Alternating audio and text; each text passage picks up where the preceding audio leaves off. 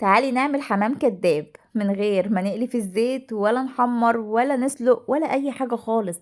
هاتي وراك الفراخ واخليها من العظم كده واغسليها كويس جدا وصفيها. ونعمل بقى التتبيلة بتاعتنا الخطيرة، عبارة عن بصلة مبشورة، طماطم مبشورة، بهارات فراخ، شوية بابريكا وملح وفلفل اسمر. هنتبلها كويس جدا.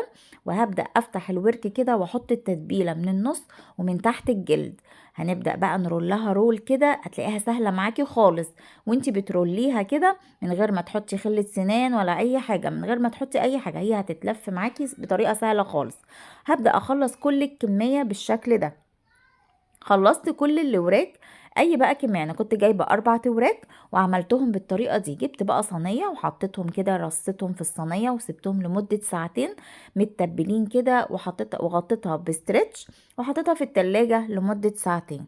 تعالي بقى اقولك انا بعمل توبينج حلوة قوي تحت اللي وايه الحمام الكداب. عبارة عن بطاطستين وبصلتين، وبقطعهم بالسمك كده، يعني انا عايزاها سميكة ولا رفيعة، سمك وسط. وبتبلها بملح وفلفل اسمر وشويه بابريكا.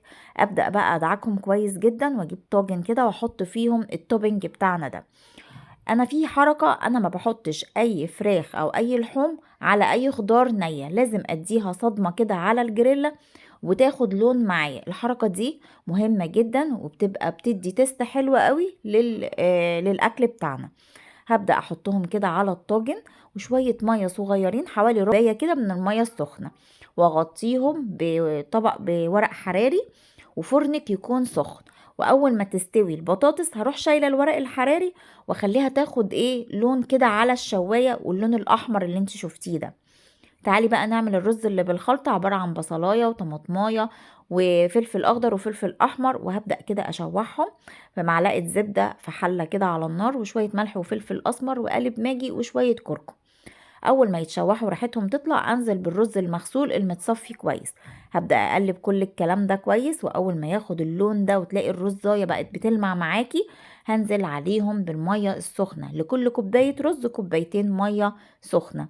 وبعايرهم كده، اول ما تشرب المية هوطي عليهم واسيبهم يتشمعوا على النار. وبكده حمام الكداب استوى، والرز بتاعنا نقدر نقدمه وبألف هنا. ولو عجبك وصفاتنا ما تنسوش تدوسوا لايك وشير وسبسكرايب لقناتنا. بحبكم جدا. كنتم مع هبة إبراهيم. باي باي.